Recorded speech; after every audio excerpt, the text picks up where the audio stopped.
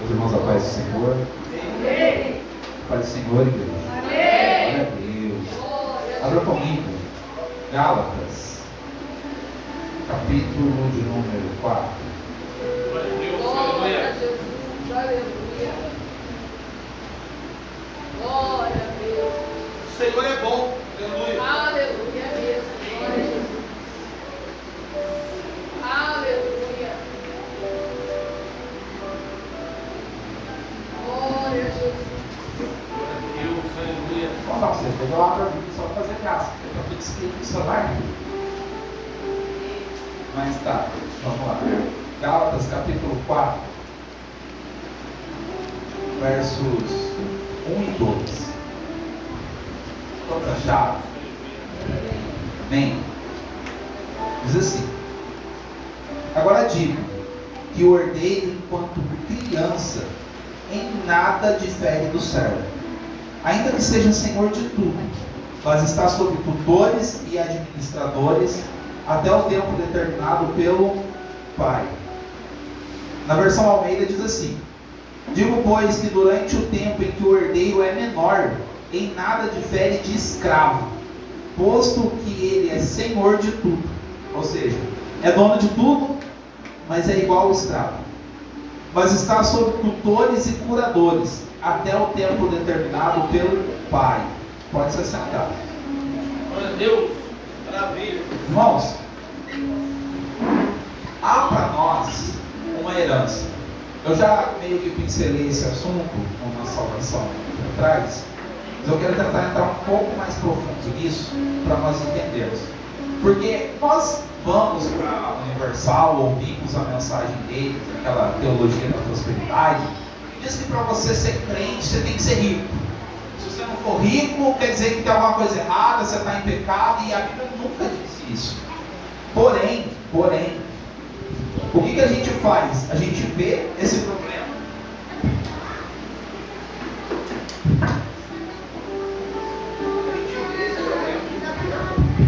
A gente vê esse problema, e aí o remédio que a gente cria é partir para um outro extremo. Do tipo, tudo que é prosperidade é ruim. Falar de riqueza é ruim. Não pode falar de dinheiro, de riqueza, de prosperidade dentro da igreja. E a gente enfiou dentro da nossa mente que prosperidade tem a ver somente com riqueza. Para você ser próspero, você tem que ser rico. Mas tem gente que tem tanto dinheiro que a única coisa que ele tem é dinheiro. E aí você vai ver os maiores índices de suicídio hoje são de pessoas ricas. Sabia disso? As pessoas que mais se matam, tiram a própria vida, é a pessoa que tem dinheiro. As pessoas que mais sofrem de ansiedade, de depressão, de síndrome do pânico, são pessoas que têm dinheiro. É impressionante quando nós olhamos para isso. Mas a Bíblia diz que há para nós uma herança, e nós temos acesso a ela. Nós temos uma herança, ela está sobre nós. Algo que Deus deu para nós a partir do momento em que nós aceitamos a Cristo como Senhor e Salvador. Nesse momento, Deus nos tomou como filhos por adoção. E por sermos filhos, nós temos o direito de receber uma herança. E talvez você pense, mas eu não fiz nada. É isso mesmo. Herança você não faz nada para merecer. Nem no mundo físico. Alguém morreu e te deixou uma herança. O que você fez? Nada. Só recebeu. Com Deus é a mesma coisa. Nós não fizemos nada. Apenas aceitamos a Jesus como nosso Senhor e Salvador. E essa herança foi dada para nós por Deus. Mas Paulo está argumentando aqui que nós não temos acesso a essa herança. Nós não conseguimos atingir essa herança. Por quê? Porque somos como meninos, crianças. Não atingimos ainda a maturidade necessária para recebermos e termos acesso a essa herança. Então o Pai não permite que nós acessemos a tudo que nós temos direito pela nossa falta de maturidade. Talvez você não tenha chegado aonde Deus quer que você chegue por falta de maturidade. Talvez você não esteja no lugar em que você deveria estar profissionalmente por falta de maturidade. E aí, dentro disso, eu quero abordar 3 pontos dentro desse tema. E o tema é: cresça e acesse a herança que já é sua. Meu primeiro ponto é o tamanho da nossa herança. Ana, fica atenta nos textos aí, tá? Por favor. Mateus capítulo 15.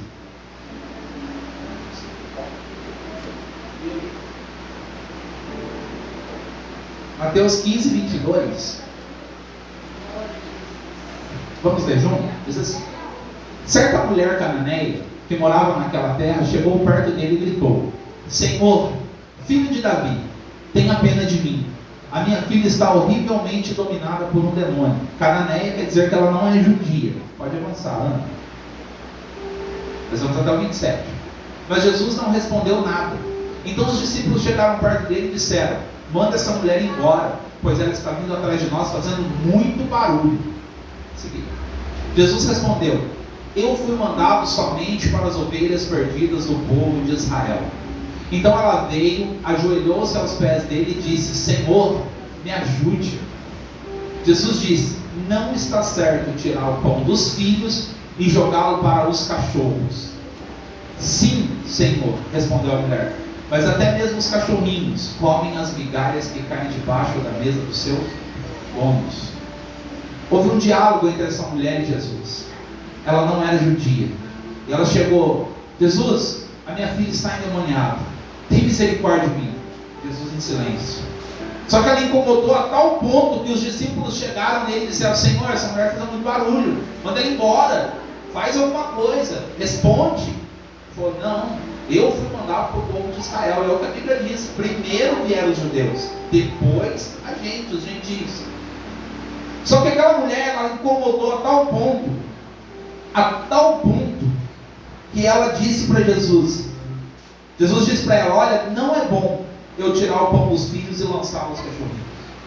Não é bom eu deixar de servir a mesa dos filhos para servir os que estão de fora. Porque os cachorrinhos, eles têm acesso à casa, mas eles não têm o que os filhos têm. Eles até entram pelo meio da casa, deitam no meio da casa, mas eles nunca têm acesso. Agora, ela diz: Senhor, eu concordo, só que o Senhor tem que ver que talvez eles não estejam aproveitando tudo. Apenas as migalhas são o suficiente para mim. E aí a pergunta que me veio à mente é a seguinte: se as migalhas foram o suficiente para prover salvação, para prover libertação, o que não é sentar na mesa? Se comer as migalhas que caem das mesas dos filhos é o suficiente para libertar uma pessoa endemoniada, o que é para nós podermos sentar à mesa com o Senhor?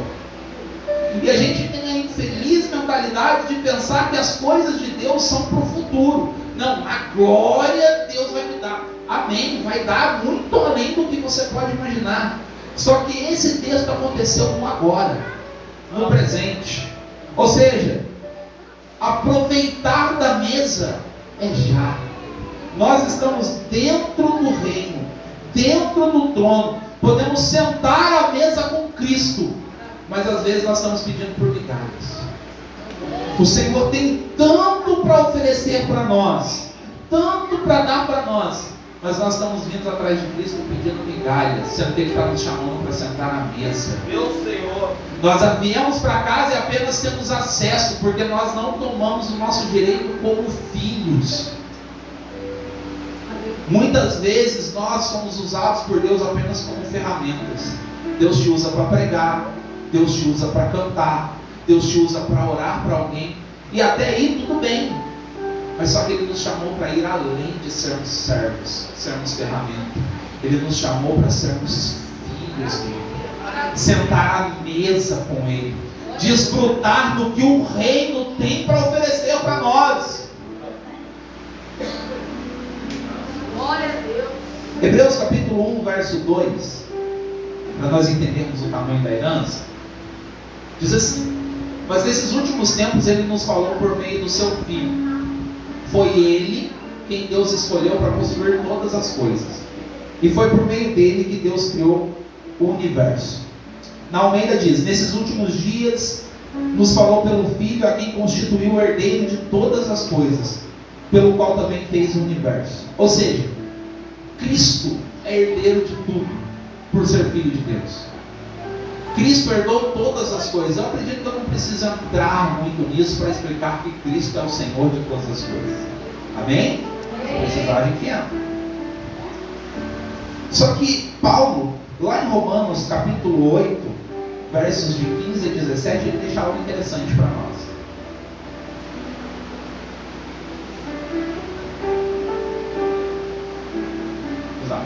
Porque o Espírito que vocês receberam de Deus não torna vocês escravos e não faz com que tenham medo. Pelo contrário, o Espírito torna vocês filhos de Deus. E pelo poder do Espírito dizemos com fervor a Deus: Pai, meu Pai. O Espírito de Deus se une com o nosso Espírito para afirmar que somos filhos de Deus. 17. Nós somos seus filhos e por isso recebemos as bênçãos que Ele guarda para o seu povo. E também recebemos com Cristo aquilo que Deus tem guardado para Ele. Porque se tomamos parte nos sofrimentos de Cristo, também tomaremos parte na sua glória. Cristo é Senhor agora ou não? Amém. Cristo é Senhor ou não? É. Jesus amado, fiquei com medo, achei que eu estava errado. Almeida diz que nós somos cordeiros com Cristo. Ou seja, nós temos acesso à mesma herança que Cristo nos tornou. Aleluia. Quando nós fomos danificados pelo pecado no jardim, nós perdemos direito a tudo aquilo que Deus já tinha nos dado. E uma das ordens que Deus deu para o homem foi: subjugue a terra. Quando o pecado entrou, nem está escrito, vamos lá. Mas quando o pecado entrou, Adão foi danificado. Pensa numa forma de bolo. Quando bate aqui e amassa, dá para usar a forma? Sim. Só que todo bolo que vier depois vai estar amassado, certo? É a mesma coisa com a humanidade. Todo homem que veio depois da queda carregou as marcas do pecado que Adão tinha. Quando nós levantamos as mãos e aceitamos a Cristo, nós somos restituídos àquilo que nós éramos no jardim. Ou seja, o que o homem tinha de direito no jardim é restituído quando ele se torna filho de Deus. Aleluia. Glória a Deus. Nós somos cordeiros com Cristo. Ou seja, temos acesso à mesma herança que Cristo tem. Aleluia. Porque no processo de encarnação, Cristo se tornou nosso irmão. Aleluia. Heresia isso que você está falando. Não é. Hebreus capítulo 2, versículo 11. Aleluia. Jesus purifica as pessoas dos seus pecados. E todos, tanto ele como os que são purificados, têm o mesmo Pai. É por isso que Jesus não se envergonha de chamá-los de irmãos. Cristo é o irmão mais velho, o primogênito, o que veio primeiro. Nós, quando aceitamos a Ele, viemos depois, como irmãos mais novos de Cristo. Porém, no reino de Deus a herança não é dividida, ela é multiplicada. Ou seja, você tem acesso à herança, eu tenho acesso à mesma herança que você, e nós juntos temos acesso à mesma herança que Cristo. Ou seja, se Cristo é Senhor, nós temos direito à herança que Deus deu a Ele. Aleluia. Romanos capítulo 8, versículo 29, presta bastante atenção, por favor. Porque aqueles que já tinham sido escolhidos por Deus, Ele também separou a fim de se tornarem parecidos com o seu Filho. Ele fez isso para que o Filho fosse o primeiro entre muitos irmãos. Ou seja, você é irmão de Cristo. Desfruta da semelhança de Cristo. O trabalho que o Espírito Santo faz dentro de nós de nos santificar vai nos tornando mais parecidos com Cristo a cada dia. Aleluia. E é por isso que a cada dia você avança um pouco mais no reino de Deus. E sabendo disso, tudo é nosso. Tudo é nosso. Paulo diz em 1 Coríntios capítulo 3, verso 21. Ninguém deve se orgulhar daquilo que as pessoas podem fazer, pois tudo é de Deus. Isto é, Paulo, Apolo, Pedro, os pregadores. Este mundo, a vida e a morte, o presente e o futuro. Tudo isso pertence a Vocês. 23. E vocês pertencem a Cristo. E Cristo pertence a Deus. Tudo é nosso. Mas talvez você pense assim, tá, Rafa, eu entendi, eu tenho acesso a uma herança, tudo é meu, mas por que eu estou dessa forma? Por que eu não avancei em certas áreas? Por que eu estou do jeito que eu estou? Por que a minha vida espiritual não vai para frente? Porque nós somos imaturos para ter acesso à herança que é dada a nós. Deus não deixa você avançar, porque talvez se você der um passo hoje para frente, você saia da presença. Deus não deixa você avançar um pouco mais, porque talvez você faça igual o filho pródigo, pegue toda a herança e gaste tudo. Porque tem uma coisa na parábola que ninguém comenta, todo mundo prega, mas ele não tinha uma herança quando ele voltou. Rafa, o que isso quer dizer? Vai dar uma voltinha no mundo, e quando você voltar, você vai para o céu? Vai, mas esquece, galera. Dá para provar com outros textos bíblicos isso. A herança que é dada para nós, ela é para ser cultivada. E ela expande até a glória de Deus. Aleluia. Mas o fato de sermos imaturos, nós não recebemos o que já é nosso. Nós somos imaturos espiritualmente. E aí o dom que Deus tinha que dar para você, você não recebe. Era para estar pregando muito bem há muito tempo. E não prega por quê? Porque é imaturo. Por sermos imaturos, o nosso casamento não é da forma que deveria ser. Por quê? Por causa da nossa imaturidade. Agimos como crianças, somos egoístas, presunçosos, arrogantes, e o casamento fica travado. Porque a criação de filhos não é do jeito que Deus determinou que fosse. Nós somos imaturos nisso. Nós somos imaturos na nossa finança. Hoje mesmo eu fiz isso. Mas nós somos imaturos. E aí, você pergunta por que a minha vida financeira é assim? Porque Deus não quer me dar? Não, porque talvez se Deus te desse mais do que você já tem, você sairia fora. Você se perderia. Por que a minha finança não avança? Porque eu sou imaturo. Eu pego dinheiro, eu ganho 1.000, gasto 1.200. Eu ganho 2.000, eu gasto 2.400. E aí eu estou quebrado. Aí eu venho para a igreja fazer campanha. Não, vou fazer campanha porque o diabo está furioso, irmão. Tá, irmão? Você é imaturo. Deus tem muito para te dar, mas Ele não pode dar porque você ainda não tem maturidade para acessar aquilo que Deus quer. Lucas capítulo 15, versículo 29. Aleluia.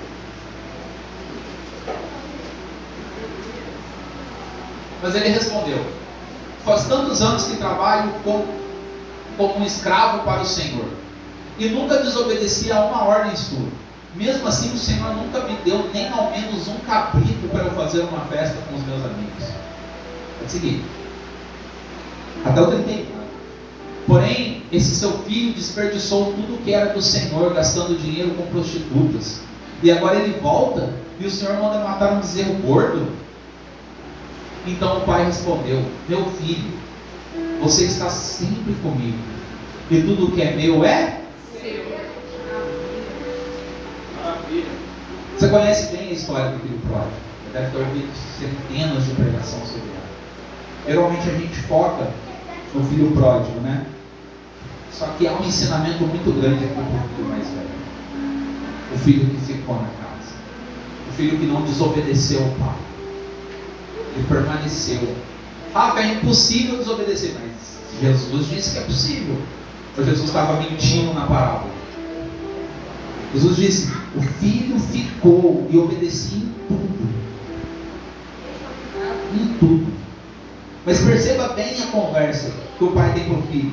O pai diz: tudo que é meu é teu. Sabe qual que é o nosso problema? A gente fica brigando por causa de cabrito. A gente tem acesso a todo o rebanho. Só que a gente está pensando no cabrito.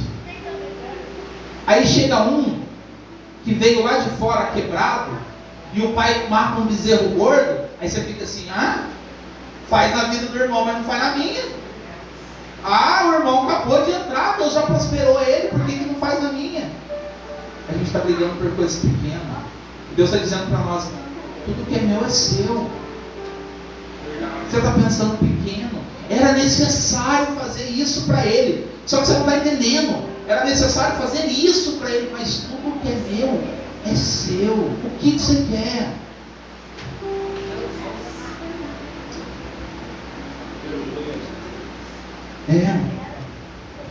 Nós ficamos brigando por causa de cabrito, enquanto todo o pasto já é nosso, todo o rebanho é nosso. Nós ficamos brigando por espaço, com um reino tão grande para nós avançarmos. Eu que tinha que estar pregando. Eu que tinha que estar fazendo missão no lugar do irmão Lourdes. Eu que tinha que fazer aquilo. Está brigando por espaço num reino que é tão grande. Nós perseguimos cabritos enquanto nós temos acesso a todo o rebanho. Nós perseguimos coisas pequenas por inveja, por contenda. E aí nós perguntamos, por que que o pai não permitiu que ele assasse o cabrito? Porque é imaturo. Talvez Deus te permita ficar onde você está, para que você permaneça com Ele. Porque é mais fácil você pequeno na presença do que grande voando pelo mundo. A nossa mente é limitada e impede de nós vermos a grandeza do reino. Faz a gente se contentar com migalhas. Deixa eu dar um exemplo que já aconteceu com você. Pensa no culto de domingo. Profeta pregando, revelação para todo mundo. Aí vem uns 4, 5 visitantes na igreja. Deus fala com eles. Deus vai lá e fala com os visitantes. E você está lá assim, Senhor, eu queria tanto receber uma palavra, fala comigo, fala comigo. E aí você vai embora chateado com Deus. Eu queria só uma palavra, poxa vida. Aí Deus precisa pegar você no colo, igual uma criança pequena, e falar, filho, você sempre está comigo. Era necessário eu falar com eles. Porém, tudo que é meu é seu. Você tem a escritura. Você é ministrado 3 vezes por semana. Você tem acesso à Bíblia e melhor, o autor senta do seu lado para você ler. Mas era necessário eu falar com ele. Aleluia! Aconteceu ou não aconteceu? Ou só comigo? Comigo também.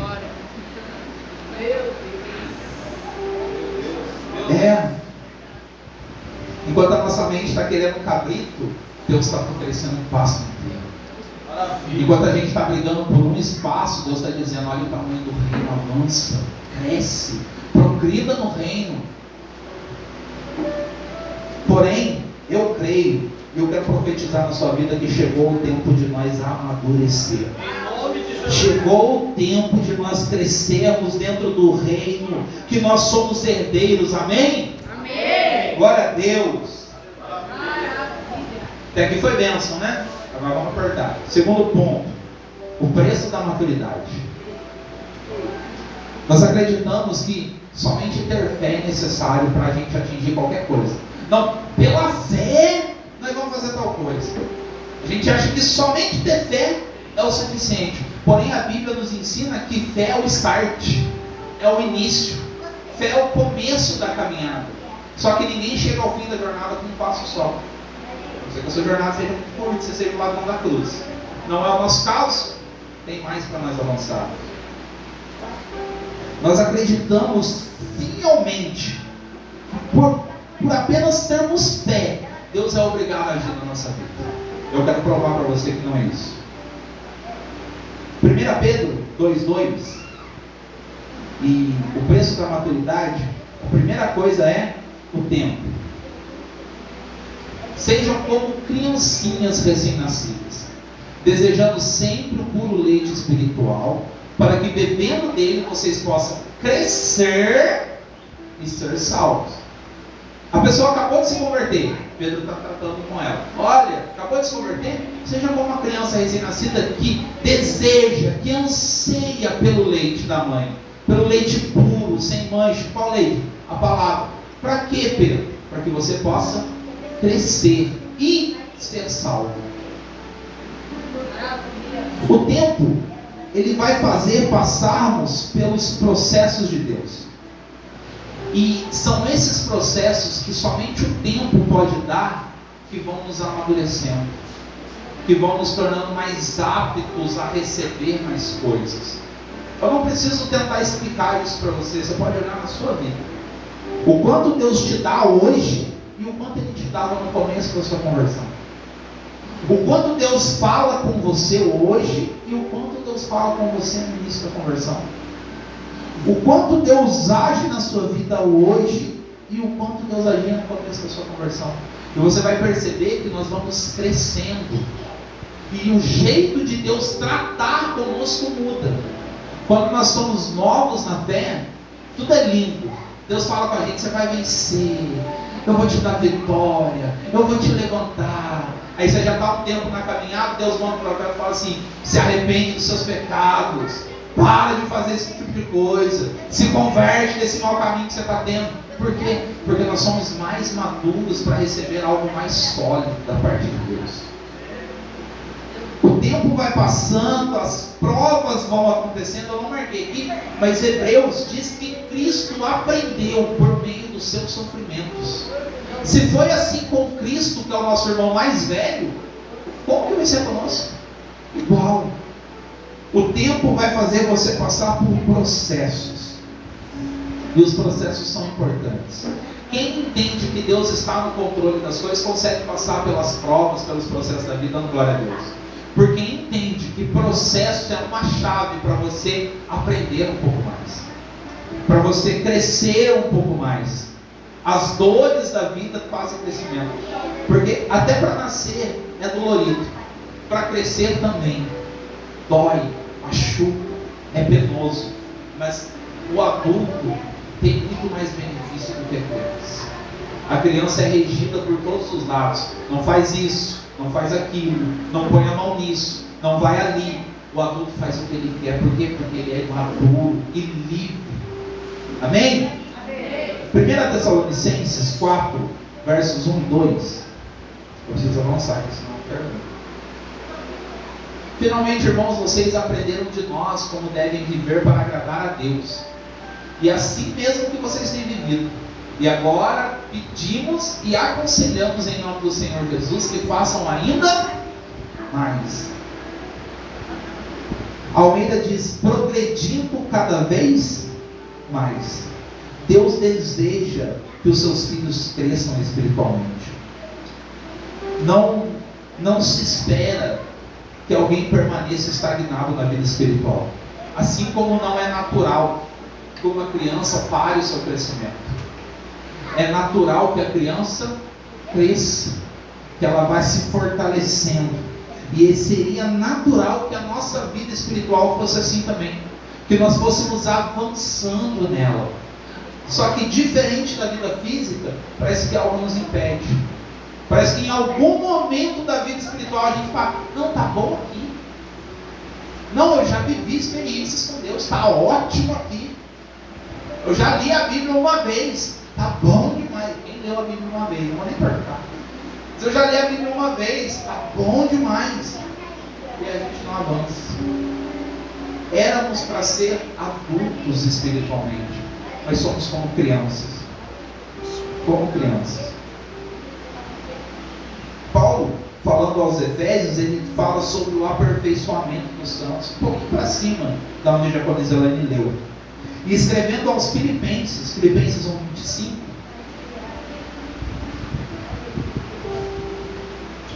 e como estou certo disso, sei que continuarei vivendo e ficarei com todos vocês para ajudá-los a progredirem e a terem a alegria que vem da fé. Ou seja, é necessário haver um progresso, é necessário haver um crescimento. Na carta aos Colossenses 2:19, Paulo fala da necessidade de se manter vinculado a Cristo e relaciona isso com o crescimento espiritual. Olha o que ele diz: elas não estão ligadas a Cristo, que é a cabeça. Cristo controla o corpo todo e alimenta e mantém unidos por meio das juntas e ligamentos. E assim como o corpo cresce, como Deus quer que cresça. O corpo é a igreja. Ou seja, ligados a Cristo, há de haver um crescimento. João 15, se não me falha a memória, fala sobre nós estarmos ligados na videira verdadeira. E somente ligado na videira verdadeira nós começamos a dar frutos. Efésios 2, de 19 a 22. Portanto, vocês, os não-judeus, não são mais estrangeiros nem visitantes. Agora vocês são cidadãos que pertencem ao povo de Deus e são membros da família. Vamos lá, até o 22. Vocês são como um edifício e estão construídos sobre o alicerce que os profetas colocaram. E a pedra fundamental desse edifício é o próprio Cristo Jesus. Ele mantém o edifício todo bem firme e faz com que cresça como um templo dedicado ao Senhor. Precisa haver crescimento. Nós precisamos crescer espiritualmente, darmos substância à nossa fé. Fé foi o start, porém nós precisamos estar ligados em Cristo, meditar na palavra de Deus, buscar ao Senhor para que nós vamos crescendo espiritualmente. E à medida que nós vamos crescendo espiritualmente, Deus vai liberando acessos à herança para nós. Porém, não depende apenas de tempo. Apenas tempo por si só não vai garantir o crescimento espiritual. O autor da carta aos Hebreus vai deixar isso bem claro. Hebreus 5:12. Depois de tanto tempo, vocês já deviam ser mestres, mas ainda precisam de alguém que lhes ensine as primeiras lições dos ensinamentos de Deus. Em vez de alimentos sólidos, vocês ainda precisam de... Já era para você estar ensinando. Vai precisar vir alguém aqui e falar tudo de novo. Já era para avançarmos nas doutrinas. Estamos falando de coisas complexas, grandes, mas a gente precisa sempre voltar. Por quê? Porque parece que tem alguns que não conseguem abandonar o leite. Você viu aquela criança de 10 anos que mama no peito da mãe? É tipo isso. Tem gente que é desse jeito, velho de caminhada, mas é uma choradeira, é uma coisa. Por quê? Porque não consegue crescer espiritualmente, não consegue avançar no reino de Deus, ao ponto que deveria ser mestre. Precisa que alguém ensine de novo. Ah, você está falando que eu tenho que fazer teologia, eu tenho que estudar? Seria muito bom. Mas se você apenas se dedicasse à leitura bíblica diária, se você apenas se dedicasse à comunhão com o Senhor e à oração, você já estaria muito mais longe na vida de Deus. Tem gente que nem devocional faz todo dia. O alimento dele é o fast food do povo. É muito gostoso, mas não te sustenta como a palavra sustenta. Eu posso pregar aqui 3 horas para você. Nunca vai ser como se você passasse meia hora lendo a Bíblia. Ah, você está dizendo que a pregação não importa? Não, ela é um complemento. Ela aumenta a sua fé. Ela te faz ir mais longe. Ela aumenta a sua compreensão da leitura bíblica. Desde que você leia a Bíblia. O apóstolo Pedro 3,18.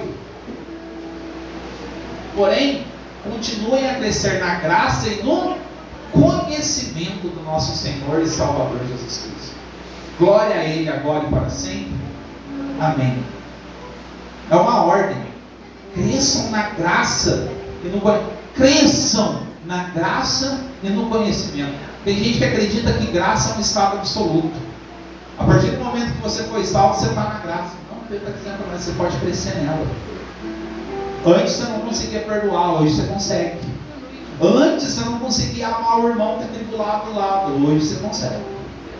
Antes você não conseguia fazer certas coisas, hoje você consegue, porque cresceu na graça. Nós devemos crescer, porém não é só na graça, é também no conhecimento. O crescimento que devemos ter, ele precisa do tempo, mas ele também precisa de perseverança. Tem gente que não avança na vida por falta de conhecimento. E aí eu posso aplicar isso a todas as áreas. O profeta Oséias diz: o meu povo perece por falta de conhecimento. É por falta de conhecimento que a sua vida espiritual está dessa forma. Por por falta de conhecimento, o seu casamento às vezes está dessa forma. Que a sua relação com seus colegas de trabalho está dessa forma. Que você não tem o emprego dos seus sonhos. É por falta de conhecimento. Isso se aplica a tudo.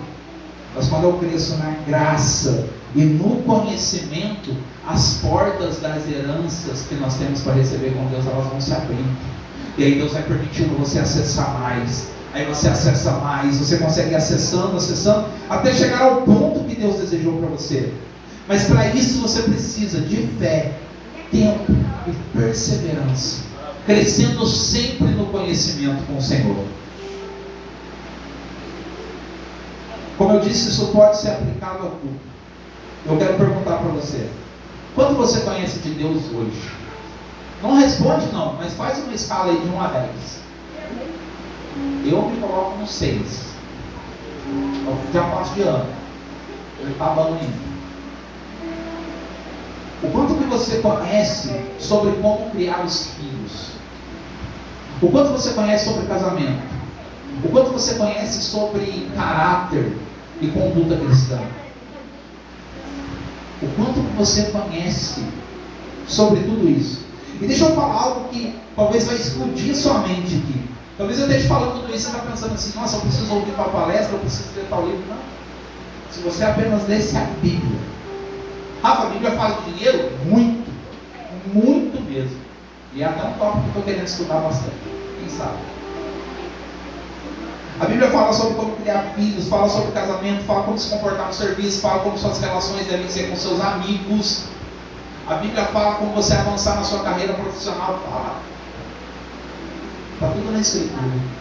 E você não quer ler.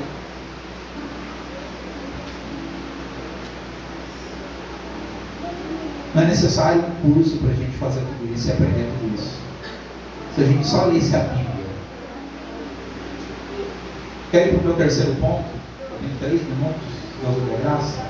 O meu terceiro ponto é o homem maduro. Ele é bem curtinho. Quem fala melhor sobre isso é o apóstolo Pedro. E talvez ele nos ajude a gente ver características de um crente maduro.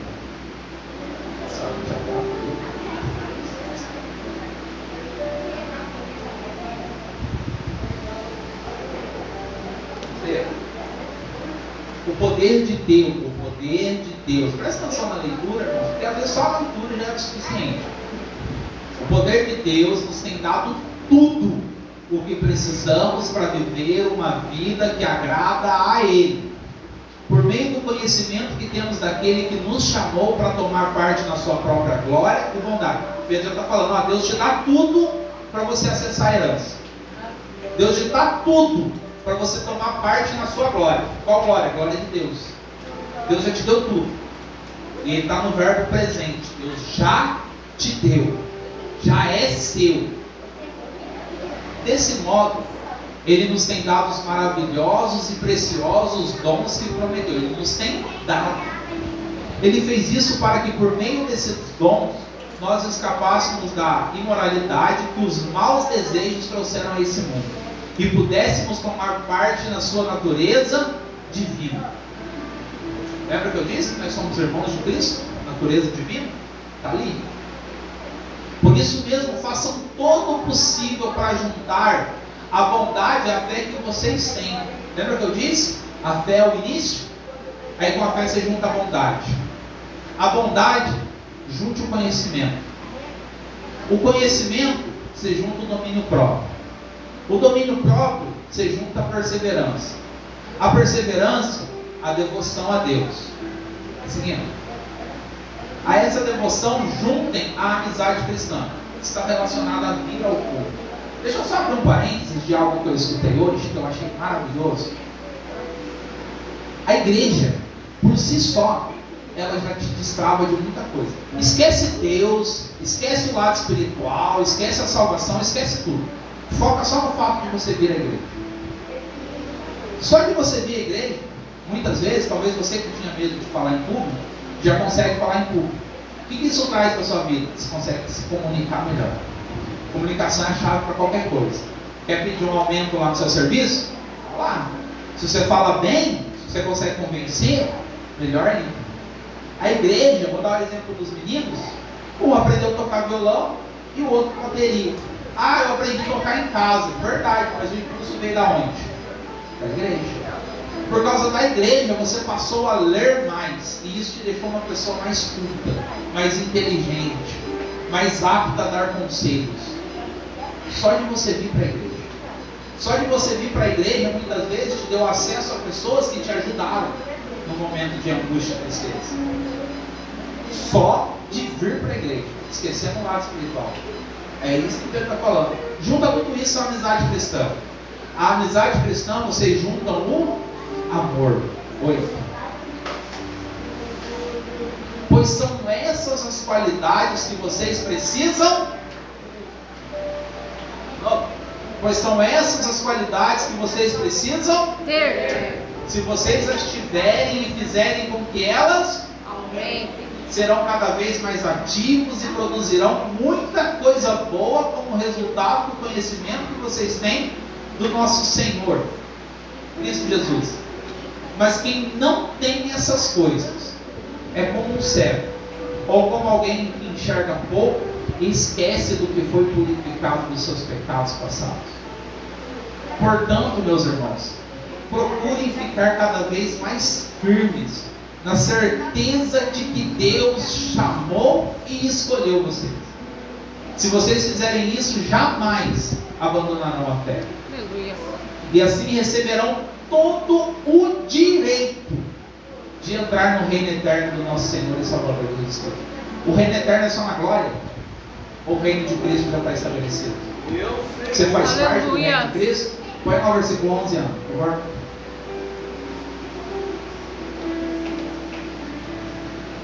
Juntando tudo isso, o que o homem maduro deve ter, pode deixar, não tira não, por favor. Juntando tudo isso, fé, bondade, conhecimento, domínio próprio, perseverança, devoção a Deus, vir à igreja, que é considerar os irmãos realmente como irmãos, mesmo quando eles não ajudam muito nisso, né? E por fim, o amor que é visto em nós. Quando nós chegamos tudo isso, nós temos o direito, é direito seu, de entrar no reino eterno do nosso Senhor. É direito acessarmos a bênção. Só que para isso precisa de um trabalho. Qual trabalho? Crescer. Chega de agirmos como criança. Chega de agirmos como crianças pequenas. Deixa eu fazer uma pergunta. Você daria 5 mil reais na mão do seu filho pequeno? Guarda aí para mim. Meu Deus. Por quê? E por que você quer que Deus faz isso com você enquanto você é criança? Ah, você está falando de dinheiro? Não, estou falando de tudo.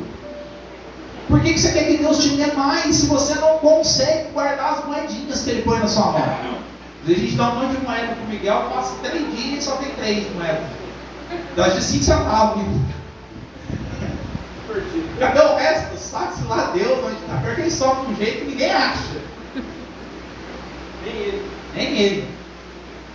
A gente está dando risada, mas a gente faz isso na vida espiritual. Deus está falando, nossa, eu queria tanto te dar aquela promoção no serviço. Nossa, eu queria tanto que o seu casamento melhorasse muito. Eu tenho um propósito dentro do seu casamento. Nossa, eu queria tanto que os seus filhos crescessem no meu caminho. Nossa, eu queria tanto que o seu ministério avançasse. Eu queria que você tivesse um ministério gigantesco. Não aos olhos do mundo, mas aos olhos de Deus. Porque às vezes o ministério gigantesco, para nós, é falar para 1 milhão de pessoas. E às vezes para Deus é você conseguir cuidar de uma família. Mas era para a gente já estar mais longe. Só que a gente faz desse jeito. Deus quer te dar um caminhão de dinheiro, mas a gente não cuida dos moedinhas que Ele dá na nossa mão. Aleluia. Quero terminar com 1 Timóteo, capítulo 4, versículo 15. Senhor, nós te adoramos. Pratique essas coisas. Que coisa. Tudo isso que eu falei. A Ana está com todos os versículos ali anotados. Então, se você quiser, você pode pedir para ela e vai embora. Mas só tem um. Você dedicar nele e praticar. Pratique essas coisas e se dedique a elas, a fim de que o seu progresso seja visto por todos. Dedique a elas a fim de que o seu progresso seja visto por Tudo. E aí as pessoas lá fora vão olhar para nós e vão dizer: está de um povo maduro, está de um homem e uma mulher madura, cheio da presença de Deus. Amém? Eu agradeço a oportunidade em nome de Jesus. Glória a Deus.